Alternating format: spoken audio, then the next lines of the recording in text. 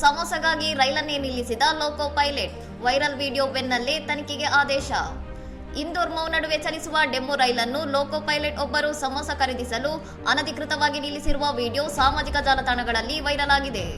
ರೌಬಿನ ರಂಗವಾಸ ರಸ್ತೆ ಪ್ರದೇಶದಲ್ಲಿ ರೈಲನ್ನು ನಿಲ್ಲಿಸಿದ ಪೈಲಟ್ ಹಳಿಯ ಬದಿ ಅಂಗಡಿಗಳಿಗೆ ತೆರಳಿ ಸಮೋಸ ಖರೀದಿಸಿ ನಂತರ ಇಂಜಿನ್ ಏರಿ ರೈಲನ್ನು ಚಲಾಯಿಸಿದ್ದಾರೆ.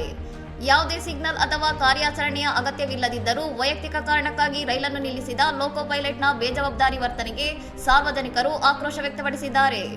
ಈ ಕುರಿತು ಪ್ರತಿಕ್ರಿಯಿಸಿರುವ ರೈಲ್ವೆ ಸಾರ್ವಜನಿಕ ಸಂಪರ್ಕ ಅಧಿಕಾರಿ ಮುಖೇಶ್ ಕುಮಾರ್, ವಿಡಿಯೋ ತಮ್ಮ ಗಮನಕ್ಕೆ ಬಂದಿದ್ದು ಹಿರಿಯ ಅಧಿಕಾರಿಗಳಿಗೆ ಕಳುಹಿಸಲಾಗಿದೆ ಎಂದು ತಿಳಿಸಿದ್ದಾರೆ.